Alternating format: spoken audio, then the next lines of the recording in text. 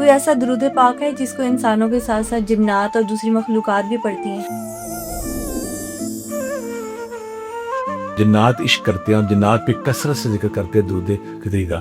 موسیٰ علیہ السلام کی ماں نے کیا کیا، القا ہوا اللہ کی طرف سے علم لدنی کہ تم اس بچے کو پاکی میں رکھو، دریا میں چھوڑ دو، دریا نیل میں۔ کون لوگ ہوتے ہیں جنہیں علم لدنی حاصل ہوتا ہے اور علم لدنی کو لوگ کوشش سے بھی حاصل کر سکتے ہیں؟ اللہ تعالیٰ نے 11 قسمیں کھائی ہیں، اور 11 قسمیں کھانے کے بعد پتہ ہے کہ قسم کھانے کا مقصد کیا تھا؟ اللہ کہتے ایک اور بندہ بھی دھرتی میں موجود ہے جو تجھ سے زیادہ علم جانتا ہے۔ موسیٰ علیہ السلام کہتے اللہ میاں یہ کون بندہ ہے؟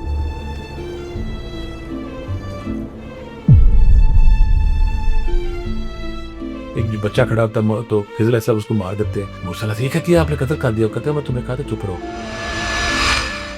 اس طرح سے حضرت خضر علیہ السلام کی ایک مسٹری ہے، اسی طرح سے درود خضری کی بھی مسٹری ہے۔ اور خضر علیہ السلام کے بقول آقا کریم کے منہ سے یہ الفاظ، یہ پھول جڑے ہیں، یہ تربیت الفاظ درود خضری پڑھو، اور درود خضری پڑھنے کے بعد جو نیک جنات جب آ جائیں گے، کوئی دنیا کا مسئلہ اگر آ گیا، آپ چاہتے کہ وہ مسئلہ حل ہوتی، یہاں پہ میں 10-12 دن کا وظیفہ کہوں گا۔ درود پاک وہ عبادت ہے جو انسانوں کے ساتھ ساتھ کائنات کی دوسری مخلوقات بھی کرتی ہیں، لیکن کیا آپ جانتے ہیں وہ کون سا درود پاک ہے جس کا حضرت خضر علیہ السلام سے تعلق ہے؟ جنات دن رات کون سا درود پاک پڑھتے ہیں، اور ہر بیماری کا علاج کون سے درود پاک کے ذریعے ممکن ہو سکتا ہے؟ ان تمام سوالات کے جوابات کے لیے آج کے ایپیسوڈ کو اینڈ تک لازمی دیکھیں۔ السلام علیکم sir, welcome to super normal podcast. کیسے ہیں آپ؟ وعلیکم السلام، میرا بیٹا خیریت سے ہے؟ سر اللہ کا کرم ہے، بہت دنوں بعد آپ آئے ہیں اور آڈینس بھی آپ کو بہت زیادہ ویٹ کر رہی تھی، لیکن thank you so much for coming. Sir مجھے یہ بتائیے گا کہ ربیع الاول کا مہینہ ہے اور کہا جاتا ہے کہ درود شریف کائنات کا سب سے طاقتور وظیفہ ہے، یہ بات سچ ہے؟ بالکل ٹھیک ہے۔ اعوذ باللہ من الشیطان الرجیم، بسم اللہ الرحمن الرحیم۔ بیٹا میرا جب بھی مجھے بلاؤ گا میں بالکل آتا ہوں، اور نیکسٹ ٹائم میں آتا رہوں گا۔ آپ نے بات کی ربیع الاول کی، اس کی کائنات کے سب سے عظیم آدمی ہے آقا کریم نبی کریم صلی اللہ علیہ وسلم۔ وہ وجہ تخلیق کائنات، اللہ تعالیٰ نے فرمایا ہے کہ اے محبوب اگر میں تجھے نہ بناتا تو میں پوری کائنات ہی نہ بناتا۔ اب اللہ تعالیٰ کے جو خوبصورت راز ہے نا، اللہ تعالیٰ کی جو خوبصورت طریقہ ہے اس پہ، کہ کائنات میں، زمین پہ، دنیا میں جہاں بھی کوئی پرابلم ہوتی تو اللہ تعالیٰ کیا کرتے ہیں کہ اپنا وہ کھلاڑی جو اس علاقے کے لیے، اس تہذیب کے لیے، اس ملک کے لیے سوٹیبل، اس کو بھیجتے ہیں۔ آج سے 14 صدیاں پہلے دیکھیں پوری کائنات میں ظلم کا، جبر کا، جھوٹ کا، فراڈ کا، شرک کا، بدعت کا، چاروں طرف یہ گندگی پھیلی ہوئی تھی ہر طرف۔ تو اللہ تعالیٰ کو پتا تھا کہ اب وہ وقت آ گیا، میرا جو میسج، میرا جو پیغام ہے اپنے سب سے بڑے کھلاڑی، میں کہتا ہوں تاکہ نسل انسانی کے سب سے بڑے انسان آقا کریم فخر دو جہاں محبوب خدا، شافع بشر، سرور کائنات، ان کو پھر انہوں نے سوچا کہ میں ان کو اب اس دھرتی پہ اتاروں۔ جب بت پرستی تھی، آگ تھی، پوجا تھی، اور وہ خانہ کعبہ جو حضرت ابراہیم علیہ السلام، حضرت اسماعیل علیہ السلام نے رب کی توحید کے لیے وہاں پہ بنایا تھا، جہاں پہ توحید کی آواز بلند، توحید کا چراغ روشن کیا تھا، اس کے اندر 360 بت آ گئے تھے۔ عربی کیا کرتے تھے، جس کا دنیا میں جہاں کہیں گیا بڑا بت دیکھنا لگا، ابل بنا یہ وہ سارے، جب بتوں سے بھر دیا، اور وہاں پہ لڑکی جب کسی گھر میں پیدا ہوتی تھی اس کو زندہ مار دیتے تھے، باپ مار دیتا تھا۔ اور وہ وقت تھا جب پوری دھرتی پہ، پوری زمین پہ بت پرستی، شرک و بدعت کا سارا آ چکا تھا۔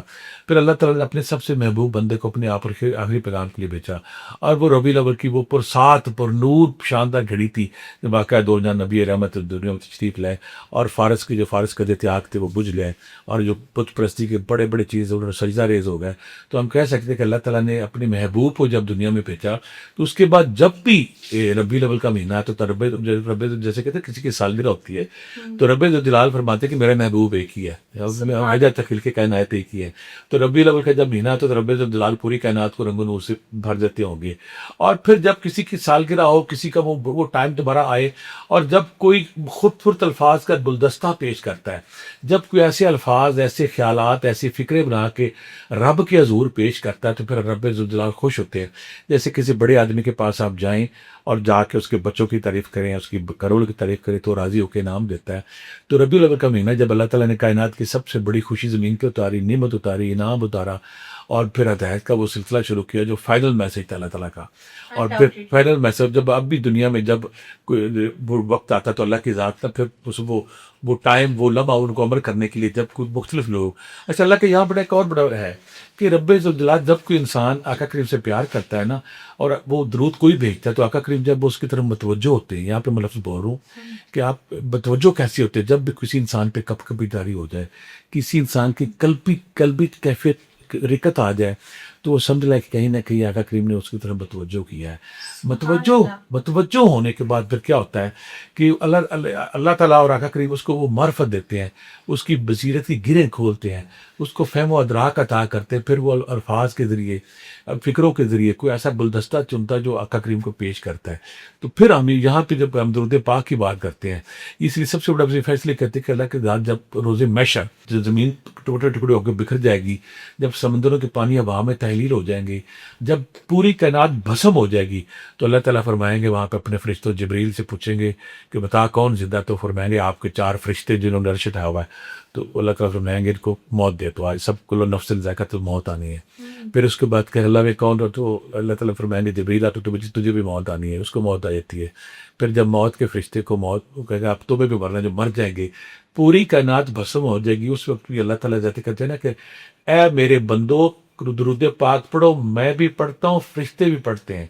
جب پوری کائنات بھسم ہو کے ختم ہو جائے گی رب ذوالجلال کے منہ سے اس وقت بھی آقا کریم کی شان میں درود پاک کی صدائیں بلند ہو رہی ہوں گی.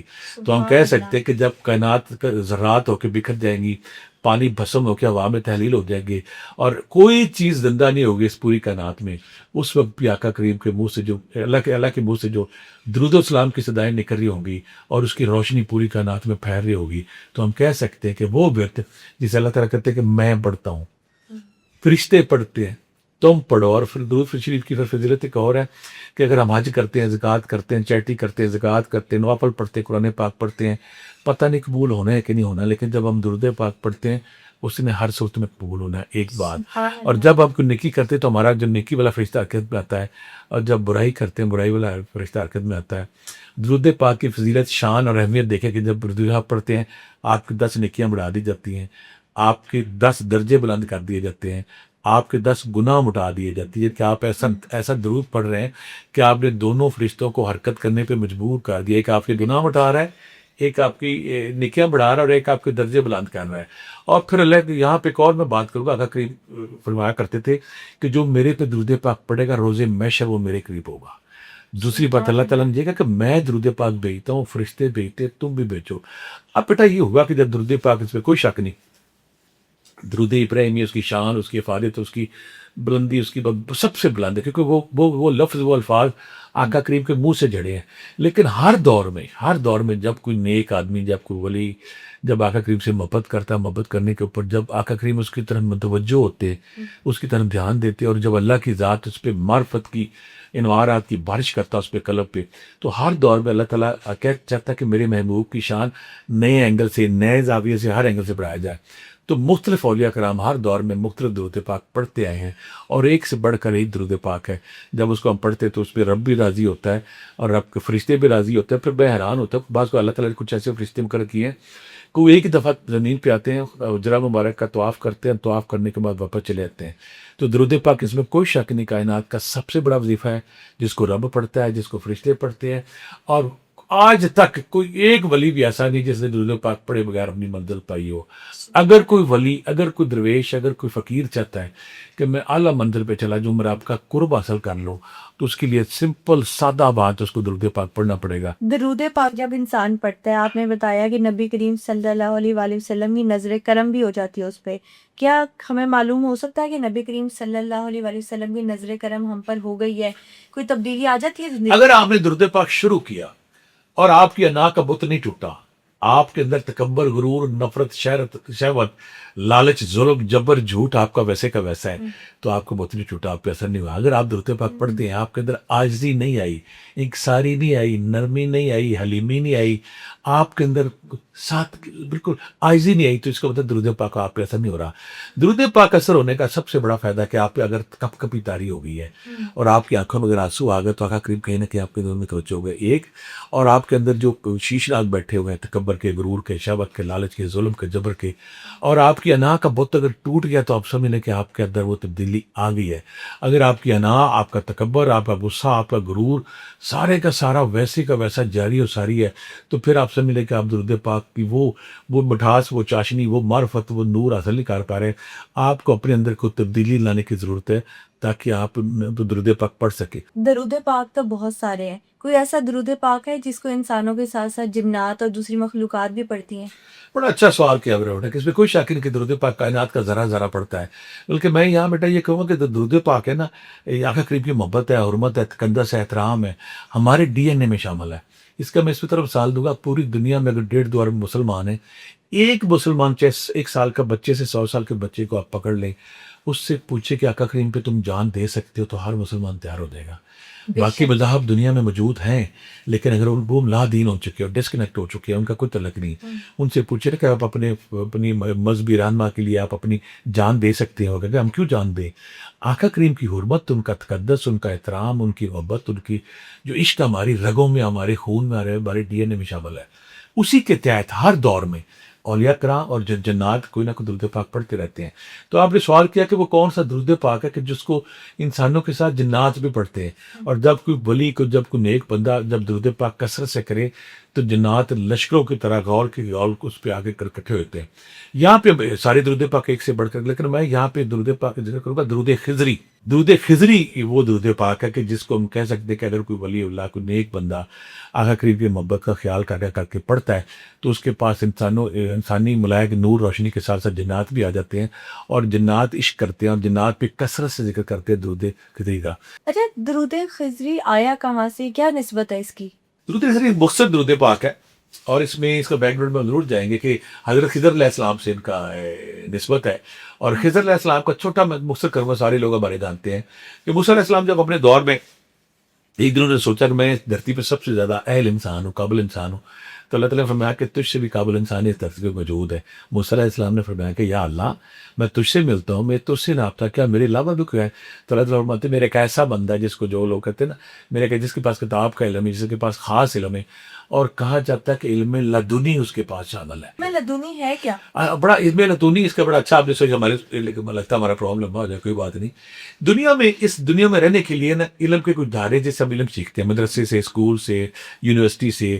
ہمارے جو معاشرے میں مختلف پڑھے لکھے لوگ ہیں، یونیورسٹیاں ہیں، اسکول ہیں، کالجز ہیں، مدرسے ہیں، ٹیچر ہیں، اساتذہ، وہ ہمیں علم سکھاتی ہے، اسے ہم کہتے ہیں ظاہر علم ہے۔ ایک علم کے دھارے کیا کہ اللہ تعالیٰ الہام وحی کے ذریعے نبیوں کو الہام، کشف کے بعد درجہ فراست طے ہوتا ہے، کشف بھی ہوتا ہے، الہام بھی ہوتا ہے۔ تو الہام اب انبیاء کرام کا سلسلہ ختم ہو گیا ہے، آقا کریم کے بعد اب کوئی نبی نہیں آئے گا، لیکن رب ذوالجلال کی جو کائنات پہ خوبصورتی ہے، تنوع، وہ یہ ہے کہ بعض اوقات اللہ کی ذات کسی ظاہری وسیلے کے بغیر، کسی ٹیچر، کسی اسکول، کسی یونیورسٹی، کسی کتاب، کسی عالم دین، کسی مفسر، کسی فقی کے بغیر کسی انسان کے دل پہ القاء کرتا ہے، اسے کہا جاتا ہے علم لدنی۔ وہ علم جو اللہ کی ذات کسی انسان کے دل پہ کرتی ہے۔ اب یہاں پہ آپ پوچھیں گے یہ کیسے پاسبل ہے، اس کی میں مثال دے دیتا ہوں۔ جب موسیٰ علیہ السلام پیدا ہوتے ہیں نا، تو آپ کی ماں، اس وقت جو فرعون ہے وہ سارے بچے مار رہا ہوتا ہے، وہ ہر بچے کو ماری جا رہا ہوتا ہے۔ تو اس وقت اس نے اپنی فوج بھیجی تھی بچے کو مار دو، گھروں پہ آ کے نشانیاں لگاتے ہیں۔ جب ان کو پتہ چلتا ہے نا کہ اس گھر میں پیدا ہونے والا، وہ دن رات آتے ہیں کہ یہاں پہ ان بچے نے پیدا ہونا ہے۔ تو جب بچہ پیدا ہوتا ہے نا تو وہ فوج آ جاتی ہے۔ اب اس کی موسیٰ علیہ السلام کی ماں پریشان ہو جاتی ہے، اس کے پاس کوئی نبی نہیں آیا، کوئی پیغمبر نہیں آیا، اس کو الہام ہوتا ہے، اس کو علم لدنی کی غلط کہتا ہے اس بچے کو ابھی تندور میں ڈال دو، جب یہ چلے جائیں گے اس کو پالکی میں ڈال دینا، اور پالکی میں ڈالنے کے بعد دریا میں چھوڑ دینا۔ میں تم سے وعدہ کرتا ہوں کہ اس بچے کو دودھ تم بھی پلاؤ گی۔ اب کوئی فرشتہ نہیں آیا، کوئی جبریل نہیں آیا، کوئی وحی نہیں آیا، لیکن اللہ اپنے خاص علم کے تحت اس کے دل میں یہ القاء کر رہا ہے، اور اس کی القاء کرنے کے بعد جب فوج آتی، بچہ کی طرف کہتے بچہ تو کوئی نہیں، تندور میں ڈال دیتی ہے، اوپر گھڑا رکھ دیتی، تو فوجی سمجھتے کہ تندور پہ تو بچہ بچ ہی نہیں سکتا، وہ واپس چلے جاتے ہیں۔ اب اسے پتہ ہوتا کہ میرا فوج میرے گھر پہ روز چیک کرتی ہے، وہ یہ کرتے نشانی لگا دیتے تھے کہ بنی اسرائیل میں ایک ایسا بچہ پیدا ہوگا، کہانوں نے، نجومیوں نے اسے بتایا تھا فرعون کو، کہ جو تیری بربادی اور تیری شکست کا باعث بنے گا۔ اور ان کا نالج کی انتہا دیکھ کر انہوں نے یہ بھی بتا دیا وہ بچہ بنی اسرائیل غلاموں پہ پیدا ہوگا۔ اس نے پھر حکم جاری کیا تھا کہ آج کے بعد کوئی بچہ جو بھی اس کو میں مار دوں گا۔ وہ جو بچہ تھا اس کو مار دیتا تھا۔ اس کی ماں نے، حضرت موسیٰ علیہ السلام کی ماں نے کیا کیا، القاء ہوا اللہ کی طرف سے علم لدنی کہ تم اس بچے کو پالکی میں رکھو، دریا میں چھوڑ دو، دریا نیل میں، اور اس کے بعد میں تم سے یہ بھی وعدہ کرتا ہوں کہ اس بچے کو میں ہی دوبارہ واپس دودھ تم سے پلاؤں گا۔ وہ پالکی جاتی ہے، اب حضرت آسیہ پکڑ لیتی ہیں، پھر وہ مختلف عورتیں اکٹھی کرتی ہیں، پھر وہ لوگ کہتے ہیں وہ عورتیں جن کو دودھ کو پلا سکتی ہیں، پھر جب موسیٰ علیہ السلام کی ماں کے سامنے آتی ہے بچہ پینا شروع کر دیتا ہے۔ یہ جو القاع تھا، یہ جو خیال تھا، یہ اللہ کی ذات نے اس کے دل میں۔ پھر اس کے بعد جب آگے ہم جاتے ہیں، خواجہ معین الدین چشتی اجمیری رضی اللہ تعالیٰ عنہ جب عطائے رسول نائب رسول خواجہ سلطان الہند آقا کریم پہ دربار پہ جاتے تو وہاں پہ جاتے کہ یا رسول اللہ میرا علم مکمل ہو گیا، اب میں کیا کروں؟ وہی نہیں آئی، فرشتہ نے تو آپ کو حکم ہوا کہ آپ ہند چلی جاؤ۔ القاع اللہ کی طرف سے ہو رہا تھا، اللہ نے کام لینا تھا۔ تو جو خواجہ معین الدین چشتی میری فرماتے کہ مجھے ہند کا پتہ نہیں ہے، تو وہاں پہ پھر ہلکی سی نیند آتی تو آقا قریب خواب میں سارا ان کو وہ منظر دکھاتے ہیں۔ تو اسی ہم کہتے ہیں کہ وہ علم، وہ نالج، وہ انفارمیشن، یہ کسی، یہاں میں تو کسی کو اور اس کا دائرہ پھیلاؤں گا، کسی سائنسدان کو، کسی شاعر کو لیبارٹری میں جب اللہ تعالیٰ دیکھتا ہے نا کہ دنیا کو اس چیز کی ضرورت ہے، اس کے دل میں وہ خیال ڈالتا ہے کہ اب وہ یہ کرو، وہ علم، وہ نالج، وہ انفارمیشن جب کسی کے دل پہ ڈائریکٹ اترے۔ اچھا، وہ کون لوگ ہوتے ہیں جنہیں علم لدنی حاصل ہوتا ہے، اور علم لدنی کو لوگ کوشش سے بھی حاصل کر سکتے ہیں؟ یہ بڑا اچھا سوال کہا، لگتا ہے آج آپ نے تیاری کی ہوئی ہے۔ علم لدنی یہ ہوتا ہے کہ علم دیکھیں نا، پہلے تو فرشتے وہی آ رہی تھی، اب وہ جب دھارے اب القاع ہے یا الہام ہے یا کشف ہے یا وجدان ہے، جب دل میں خیال ہوتا ہے تو وہ کون سے لوگ ہیں جن کے اندر یہ صلاحیت ہوتی ہے؟ اس کو ہم یہ اس کا ڈسکرائب کریں گے کہ جب بھی کوئی انسان روحانیت میں آتا ہے، تصوف میں آتا ہے، وہ تزکیہ نفس کرتا ہے، وہ ذکر اذکار کرتا ہے، وہ آپ سے دم کرتا ہے، اب سے اپنے من کو تکبر سے، نفرت سے، شہوت سے، لالچ سے، جھوٹ سے، فراڈ سے صاف کرتا ہے، یعنی کہ اپنے من کی گندگی کو دور کرتا ہے۔ اس کی مثال اس طرح ہوگا نا، قرآن پقد فلا بن زکا، جو اللہ تعالیٰ کہتا ہے، اللہ تعالیٰ نے 11 قسمیں کھائی ہیں، اور 11 قسمیں کھانے کے بعد پتہ ہے قسم کھانے کا مقصد کیا تھا؟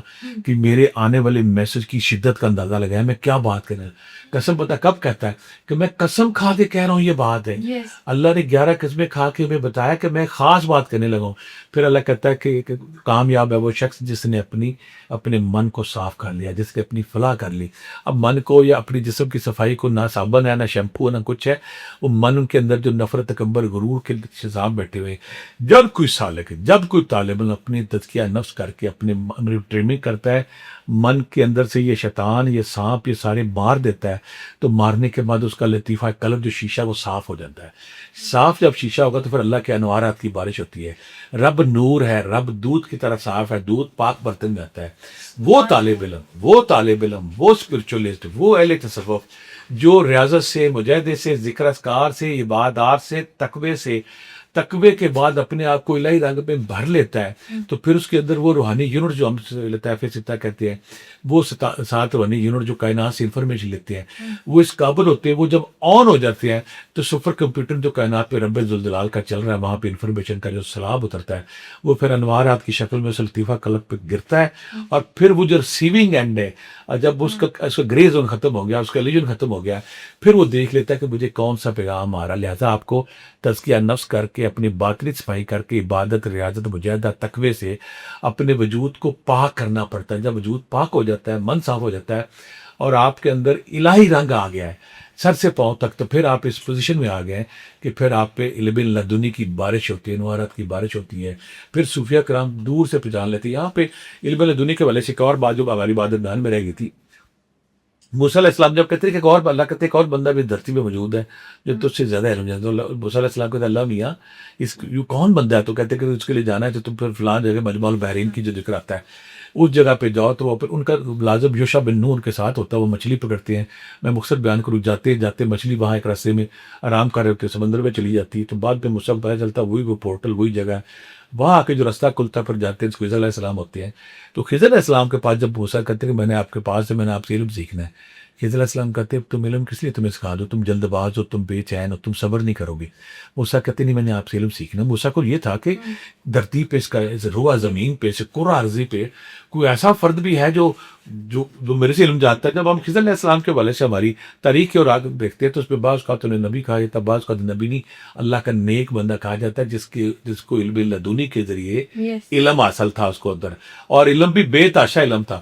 تو کہتے تو وعدہ کرو تو بولو گے، اس کے ساتھ چل پڑتے ہیں، کشتی میں بیٹھتے تو جو خضر علیہ السلام کشتی کو سوراخ کر دیتے ہیں، تو وہ موسیٰ علیہ السلام کر یہ کہ گیا، تمہیں کہتا تم چپ رہو، آگے جب جاتے ہیں تو بادشاہ کشتیاں پکڑ رہا ہوتا ہے، اس کشتی کو اس لیے نہیں پکڑتا کہ اس پہ سوراخ ہے، یہ اس کے لیے دکھا رہا ہے. تو موسیٰ علیہ السلام، خضر علیہ السلام کہتے ہیں میں نے کشتی اس لیے سوراخ کی تھی تاکہ غریب بندہ اس کشتی بچ جائے. آگے جب جاتے ہیں ایک جو بچہ کھڑا ہوتا ہے تو خضر علیہ السلام اس کو مار دیتے ہیں. موسیٰ علیہ السلام یہ کہتی ہے آپ نے قتل کر دیا. کہتا ہے میں تمہیں کہا تھا چپ رہو. اس کو اس لیے مارا کہ اس لیے بڑا ہو کے نا شرک و بدعت میں پڑھ کے اپنے ماں باپ کی بربادی کا سبب بنتا. اس کو مار دیا. اللہ تعالیٰ ان کو کسال اولاد دے گا جو نہیں ہوگی. آگے ایک بستی میں جب جاتے تو وہاں پہ بستی والے کھانا بھی نہیں دیتے، پوچھتے بھی نہیں، ان کو بدتمیزی کر کے نکال دیتے ہیں. جب نکل رہے ہوتے ہیں تو خضر علیہ السلام ایک گری ہوئی دیوار کو تعمیر کرنا شروع کر دیتے ہیں. موسیٰ علیہ السلام فرماتے ہیں یہ کیا بات ہے، انہوں نے ہماری بدتمیزی کی، ہمیں کھانا نہیں دیا، ہمیں گھر نکال دیا، تو آپ ان کی دیوار ٹھیک کر رہے ہو. کہتے ہیں یہاں پہ دیوار کے نیچے ایک خزانہ ہے جو 2 یتیم بچوں کا ایک وقت ہے، اگر میں اس کو کھڑا کر رہا ہوں جو بڑے ہوں گے مکان بنانے کے وقت یہ نکال لیں گے. تینوں کاموں میں ہمیں جو سبق ملتا ہے کہ ظاہری طور پہ کچھ اور تھا، باطنی طور پہ کچھ اور تھا. اصل راز سر کشتی میں سوراخ کرنا، بچے کو مارنا، دیوار کھڑی کرنا. موسیٰ علیہ السلام نے کہا کہ یہ آپ غلط کر رہے ہیں، لیکن جب حقیقت کا روپ علم لدنی کے ذریعے اللہ نے ان کو بتایا تو وہ کچھ اور تھا. لہٰذا ہم کہہ سکتے کہ علم لدنی جو ہے وہ اللہ خاص اپنے بندوں پہ طاری کرتا ہے، اور ان بندوں پہ طاری کرتا ہے جو تزکیہ نفس کے بعد اپنے شیشہ قلب کو صاف کر لیتے ہیں. خضر علیہ السلام کا اس درود سے کیا تعلق ہے؟ جس طرح سے حضرت خضر علیہ السلام کی ایک مسٹری ہے، اسی طرح سے درود خضری کی بھی مسٹری ہے. خضر علیہ السلام وہ ہستی ہے کائنات کی جہاں پہ میں کہوں گا جو اولیاء کرام صوفیہ جو بزم تصوف میں کوچہ تصوف میں جب کوئی انسان آتا ہے تو اس کا واسطہ اکثر پڑتا ہے کہ صوفیہ کرام یہ کہتے ہیں کہ سمندروں پہ، پانیوں پہ، چشموں پہ، ہر جگہ پہ صرف خضر علیہ السلام کی حکومت ہے. اور اللہ تعالیٰ نے کیا کہ جب کوئی انسان کسی جنگل میں، کسی صحرا میں، کسی جگہ پہ بھٹک جاتا ہے تو خضر علیہ السلام کہیں نہ کہیں آ کے ان کی پھر مدد کرتے ہیں، ہم کو مدد کر کے اس مشکل سے نکالتے ہیں.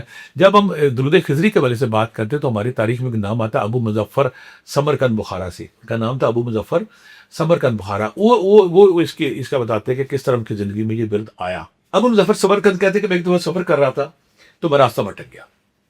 جب راستہ کو بھٹکتا ہے نا، میں جو اکثر پہلے پیچھے بھی ہم نے گزارشات کی ہیں کہ جب کوئی بندہ اکیلا ہو جنگل میں، صحرا میں، کسی مصیبت میں پھنسا ہوتا ہے اور اچانک اس کے دل میں کوئی خیال آتا ہے کہ ایسے کرو، وہ کہیں نہ کہیں علم لدنی کا لشکارہ یا وہ نور ہوتا ہے جو انسان کی رہنمائی کرتا ہے.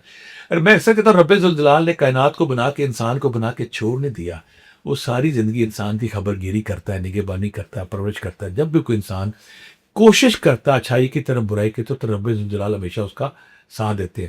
ابو مظفر سمرقند بخارا سے یہ منسوب ہے، اور وہ کہتے ہیں میں ایک دفعہ سفر کر رہا تھا، میں گم ہو گیا، مجھے رستہ نہیں مل رہا تھا، منزل نہیں مل رہا تھا. میں بڑی تلاش کی بعد بھی جب نہیں ملا تو پھر میں آخر تنگ آ کر میں نے آوازیں دینی شروع کر دی، کوئی ہے جو میری مدد کرے، کوئی ہے جو جانتا ہے مجھے تک میں میری مدد کرے اور میں عزت میری بدل پا جائے.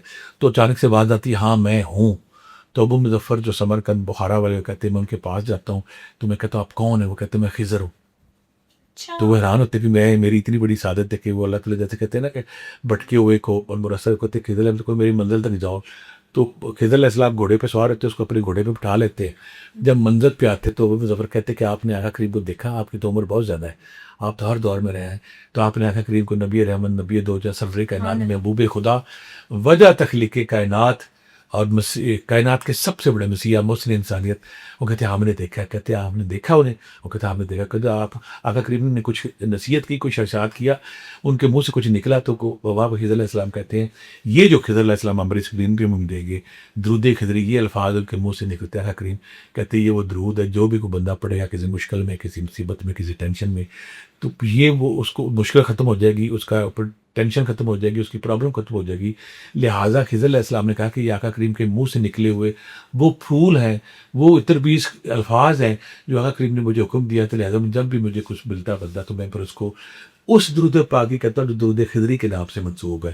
یہ درود خضری ان کی اوپر لازوال ہے. اللہ تعالیٰ نے کائنات میں ایسے ایسے کردار پیدا کیے ہوئے ہیں. انہوں نے یہ درود پاک ابو مظفر سمرقند بخارا کو دیا. انہوں نے پھر انسانوں کو بتایا کہ یہ درود جو خضری ہے یہ مجھے خضر علیہ السلام سے تعلیم ہوا، اور خضر علیہ السلام کے بقول آقا کریم کے منہ سے یہ الفاظ، یہ پھول جڑے ہیں، یہ تربیت الفاظ ہے. جو بھی کوئی بندہ مشکل میں، ٹینشن میں، مصیبت میں پڑتا ہے تو اس کی زندگی میں آسانی آ جاتی، وہ مشکل ٹل جاتی. انسان تو چلے پڑھتے ہیں اپنی مشکلات کے لیے، اپنے ڈپریشن، انزائٹی، ان چیزوں کو ختم کرنے کے لیے، जिन्नात का पढ़ने का मकसद क्या होता है? यहाँ पे फिर मैं अच्छा आपने सवाल किया, जो कायनात में जो ना जब भी कोई विर्द किया जाता है, कोई कुरान पाक का नाम है, कोई अल्लाह का लफ्ज़ है, जब भी वो पढ़ते हैं तो एक नूर खास पैदा होता है, वो नूर जो है ना कायनात में फैल जाता है। खिज़र अलैहिस्सलाम की ज़िंदगी लाजवाल है, सदियों से वो जिंदा है अल्लाह के खास करिश्मे के तहत। जहाँ वो अल्लाह की ज़ात हुक्म देती है वो अपना ज़हूर देता ज़ाहिर हो जाते हैं, जहाँ वो नहीं देती वो पर्दा गैर में रहते हैं। तो उन्होंने जो ये दरूद पाक दिया तो हर दौर में, मैं यहाँ ये कहूँगा कि तारीख़ इंसानी का शायद ही कोई वली ऐसा हो, शायद ही कोई दरवेश फ़कीर ऐसा हो जिसने दरूद खिज़री ना पढ़ा हो। यानी कि दरूद खिज़री पढ़ के बंदा तज़किया नफ्स के वाले से जो कामयाबी होती है, कोई ऐसा इंसान इस धरती पे नहीं आया जिसने मंजिल पाई हो, जो रब के जरबों तक पहुंचा हो, जो रब के हजूर पहुंचा हो, जो आका करीम की हजूरी में पहुंचा हो, आका करीम के कचहरी में पहुंचा हो, और कचहरी में पहुंचने के लिए उसने दरूद खिज़री ना पढ़ा हो।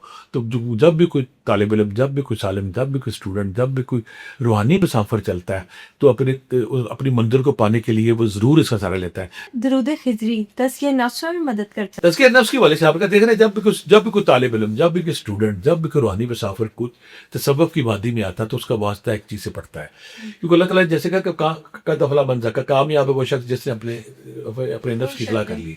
कहने को ये बड़ी आसान बात है कि तज़किया नफ्स हो गया, लेकिन जब आप देखते हैं ना गिबत हर बंदा कर रहा है, झूठ हर बंदा बोल रहा है, अपनी ज़ात का अना का खोर और हर बंदूक चढ़ा हुआ है, ये ईगो, ये अना, ये तकब्बर, ये गुरूर, ये नफ़रत, ये शहवत, इक़्तिदार की हवस, पैसे की हवस, दौलत की हवस, लड़के को लड़की की, लड़के को लड़के की, यानी कि हर बंदा ना अपने नफ्स की ख्वाहिशात के तहत दुनिया में कुछ ना कुछ हासिल करना चाहता है।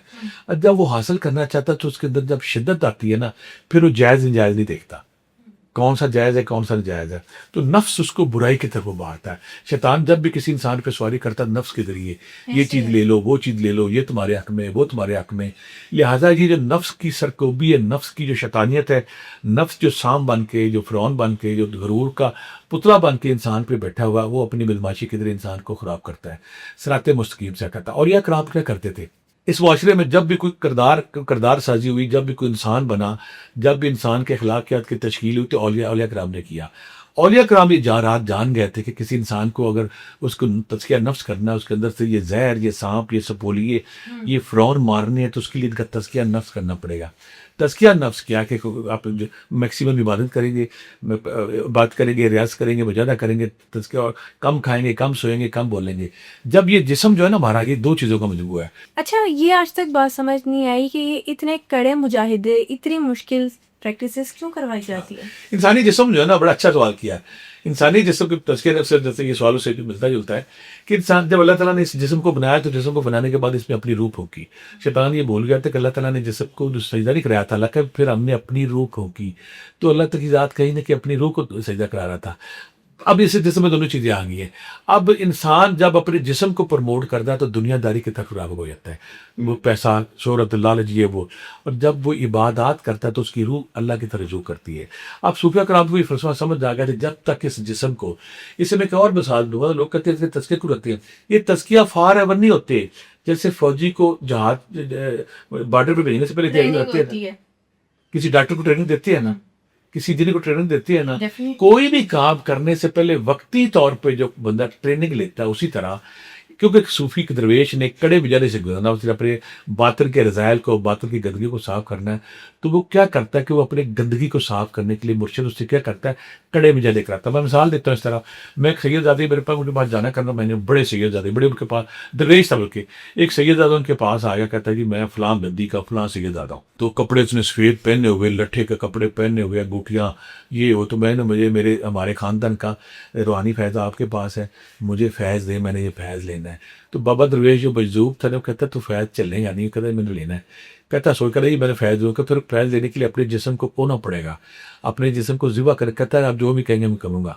उन्होंने कहा फिर ठीक है, ये लट्ठे के कपड़े पहन के, अंगूठियाँ सोने लेके बह गए हो, ये जो मेरे पास पड़ा हुआ ना बर्तन बड़ा, इसको उठाओ, और फलां जो गोबर पड़ा है उसको उठा के वहाँ फेंकना शुरू कर दो। आप देख, सैयदजादा था, चिट्टा, गोरा चिट्टा। अब उसमें और उन्होंने किया था, गोबर के जो बर्तन था ना जिसके अंदर गोबर उठाना था तरबियत के लिए, उसके नीचे सुराख थे, اس سید زادہ نے جب یہ گوبر اٹھایا تو سوراخ سے جب اس کے جسم میں پڑنے شروع ہو گئے تو کہتا ہے یہ کام میرے سے مشکل ہے. تو کہا یہی تو تمہاری تکبر غرور نفرت ہے. اگر تمہارا نفس تمہیں مجبور کر رہا ہے کہ میں سید زادہ ہوں، اس میں کوئی شک نہیں، کائنات کی سب سے بڑی عظیم ہستیاں ہیں، لیکن تزکیہ نفس کے لیے جب تک اپنے انا کو نہ توڑیں. تو درویش مجھے بھی یاد کہتا ہے یار تو پہلے اپنی انا توڑ، اپنا بت توڑ، پھر اس کے پاس اے تو نہیں کہ یا پھر بعد کا صوفیہ کام ہی کرتے کہ بندہ آیا ہارون رشید بادشاہ، وقت کا بادشاہ، امام جب مدینہ شریف آتے وقت امام بڑے امام ہوتے تو جب چلتے نا ان کو تو وہ اس کے نا جو ان کے دو بچے ہوتے ہیں، اس کے دو بیٹے ہوتے ہیں مامون اور امین کے ناموں کا، وہ اٹھ کے نا اپنے جو وہاں پہ امام مسجد ہوتے ہیں جو استاد ان کے جوتے پکڑ لیتے ہیں. تو ہارون کہتا ہے میں بادشاہ ہوں، یہ کیا بات ہے؟ تو استاد کہتا ہے جب تک ان کے اندر تو کہتے ہیں کہ تربیت کرو، جب تک ان کے اندر انا کا بت نہیں ٹوٹے گا یہ کیسے چلیں گے؟ وہ کہتا آپ ٹھیک فرما رہے ہیں، میں بھی جوتے آپ کے پکڑنے کو تیار ہوں. جب اسے کہا میں جوتے کو کیوں پکڑاتا ہوں؟ تاکہ ان کے اندر یہ کہ میں بادشاہ وقت کا شہزادہ ہوں، میں ولی ہوں تو وہ ٹوٹ جائے. لہذا جب تک یہ نہیں کریں گے یہ ٹھیک نہیں ہوگا. اولیاء کرام ہر دور میں ایک نیا سال کے نیا طالب علم جاتا ہے کہ میں نے تربیت کی نہیں، وہ کیا کرتے ہیں جو باہر واش روم بنے لیٹرین کی صفائی کرنی شروع کر دو، جوتے پٹے سے کرنے شروع کر دو. جب انا کا بت ٹوٹ جاتا ہے، آپ کے اندر سانپ بیٹھے وہ مر جاتے ہیں، تو پھر آپ کے اندر اچھائی رہ جاتی ہے، نور رہ جاتی ہے، بہتر رہ جاتی ہے. تزکیہ نفس کے بعد پھر آپ نہ نفرت کی طرف جاتے ہیں، نہ غیبت کی طرف جاتے ہیں، نہ جھوٹ کی طرف جاتے ہیں، نہ لوٹ مار کی طرف جاتے ہیں، نہ ظلم کی طرف جاتے ہیں. پھر آپ کا وجود برتن اس قابل ہوتا ہے کہ وہاں پہ نور آ سکے، روشنی آ سکے. سبحان اللہ. مجھے یہ بتائیے گا کہ آپ نے اپنی لائف میں درود خضری کا سب سے بڑا معجزہ کون سا دیکھا؟ بڑا اچھا سوال کیا. میں جب مری پہ تھا نا تو ہمارا ہاسٹل ہوتا تھا وہاں پہ، تو ہاسٹل میں نے جنات کا بڑا اٹیک ہوا. یہ پتا تھا جنات یہاں پہ ان کی بڑی حکومت چلتی جاتا ہے. وہاں پہ جو بچہ اکثر مہمان آنے کے نہیں رات کو انہوں نے اٹھ کے بھاگ دینا کرنا، شکر وہ عجیب لگاتے تھے. مہمان آ گئے نا رات کو، کیونکہ مہمان اگر ہاسٹل کے واش روم میں گیا تو وہاں پہ اندر لائٹ بند ہونی اور ٹوٹی خود ہی چل جانی، تو مہمان کی وجہ جان نکل جانی کہ یہاں پہ کچھ ہے. اگلا کام کرنا ان دنوں میں نہیں وہ ٹارچ ایک آئی ہوئی تھی جو چلتی تھی، وہ اندر چلنی شروع ہو جانی، یا باہر اگر آنا سائے رقص کر رہے ہیں بندے بھاگ جانے کرنے. میں نے جب کیا نا تو میں جب کیا مجھے پتا تھا کہ یہاں پہ جنات بہت زیادہ تعداد میں تھا اور یہاں پہ کوئی کو بھی کلو کرنا پڑے. مجھے کسی درویش نے کہا کہ درود خضری پڑھو، درود خضری پڑھنے کے بعد جو نیک جنات جب آ جائیں گے تو یہ جنات بھاگے. میں نے نادیری کا بھی کیا، پھر درود خضری کا میں نے کیا. اس کے بعد میں نے جو وہاں کی ڈیوٹی بھی کسی کے لیے جب ہمیں درود خضری 3-4 دن 100 بار پڑھا تو اس کے بعد وہ سمراٹ، وہ روشنی وہ آ گئی اور وہ ہاسپٹل پاک ہو گیا. اس کے علاوہ میں نے اپنی زندگی میں بہت سارے لوگ آتے ہیں جو کہتے ہیں کہ ہمیں روحانی سفر شروع کرنا ہے. تو میں کہتا ہوں کہ اگر آپ چاہتے ہیں نا کہ آپ کا باطن کی صفائی ہو، آپ کے باطن کا گند صاف ہو، آپ کے وجود جو صالح نیک ہو جائے، اس کے لیے آپ نا درود خضری ضرور. جس کو میں نے بتایا نا درود خضری، اس کا جو ذات کا بت ہے وہ ٹوٹ گیا، اس کے اندر جو شیش ناگ بیٹھے وہ ٹوٹ گیا ہے، اس کے اندر نرمی آ گئی، عاجزی آ گئی. جب عاجزی آ گئی تو پھر اس کا لطیفہ قلب صاف ہے، رب کے نوارات اس پہ برسنا شروع. اچھا مجھے بتائیے گا کہ درود خضری کو کتنی مرتبہ پڑھنا چاہیے؟ بہترین وظیفہ کون سا درود خضری کا؟ درود خضری اس پہ کوئی شک نہیں، اس پہ ربیع الاول کا مہینہ ہے. وہ لوگ جو روحانی کرنا چاہتے ہیں کہ ہم اس کی ریاضت کرنا چاہتے ہیں، مجاہدہ کرنا چاہتے ہیں، جب کوئی خاص دن ہوتے ہیں نا اس کو فائدہ کیا ہوتا ہے کہ آپ پورا سال پڑھ لیں تو اتنا فائدہ ہوتا ہے. جب خاص دن آتے ہیں آپ 10 دن پڑھ لیں پورا رکھتے ہیں. اب یہاں میں 3-4 ایسے طریقے بتاؤں گا درود خضری کے والے سے جو لوگ پڑھتے ہیں. اس کی کائنات میں کوئی دکھ ہے، کوئی پریشانی ہے، کوئی ٹینشن ہے، کوئی شادی نہیں ہو رہی، کوئی رزق نہیں آ رہا، کوئی برکت نہیں آ رہی، اولاد نہیں ہے، بچے نہیں ہے، کاروبار نہیں ہے، گھر میں بے برکتی ہے، بیماری ہے، پریشانی ہے، رشتوں کی بندش ہے، شادی ٹوٹ رہی ہے، میاں ناراض ہے، بچے ناراض ہے، کوئی دنیا کا مسئلہ اگر آ گیا ہے، آپ چاہتے کہ وہ مسئلہ حل ہوتی، یہاں پہ میں 10-12 دن کا وظیفہ بتاؤں گا کہ یکم محرم اگر ہمارا پروگرام یکم محرم کے بعد آتا پھر بھی کوئی پرابلم نہیں. یہ سارا مہینہ برکت کا ہے، فیوز و برکات کا ہے. ربیع الاول کے کوئی 12 دن آپ نے چھوٹا درود پاک 1000 دفعہ اگر آپ پڑھتے ہیں روزانہ تو 12 دنوں کے بعد آپ وہ اس کے سب ازگات بھی ہو جائیں گے، اس کی ریاضت بھی ہو جائے گی، مجاہدہ بھی ہو جائے گا. آپ اس نور کو، اس روشنی کو پا لیں گے جس سے کویا کن فیکون ہوتا ہے، جس سے صحیح زبانی آتی ہے. اگر آپ 10 دن لگاتار 1000 دفعہ پڑھتے ہیں، عشاء کے بعد پڑھ لیں، دن میں پڑھ لیں. کچھ لوگ اگر کہتے ہیں اب 10 دن نہیں پڑھ سکتے 313 بار پڑھ لیں. کچھ لوگ پھر میں سہولت دیتا ہوں، یہ برکتوں کا مہینہ، اللہ کی رحمت کا پرنالہ جاری و ساری ہے. آپ صرف 100 بار اگر پڑھ لیں، میں ریکمینڈ کروں گا پورے 28 دن پورا مہینہ اگر 1000 بار آپ درود خضری پڑھتے ہیں، آپ کی ज़िंदगी में कोई मसला, कोई मुश्किल, कोई परेशानी, कोई टेंशन नहीं रहेगी।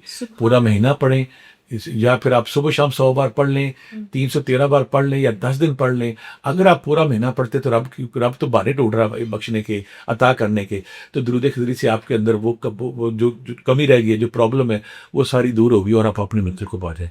Thank you so much sir. आज के एपिसोड में आपने हमें दरूद खिज़री की निस्बत क्या है, दरूद खिज़री के मौज़ात क्या है, हज़रत खिज़र अलैहिस्सलाम की मिस्ट्री, जो मूसा अलैहिस्सलाम के साथ उनका वाक़या था वो भी बताया। साथ साथ रबीउल अव्वल के महीने में इंसान अपनी मुश्किलात को हल करने के लिए कौन सा बेहतरीन वजीफ़ा कर सकता है, वो भी बातें शेयर की आपने।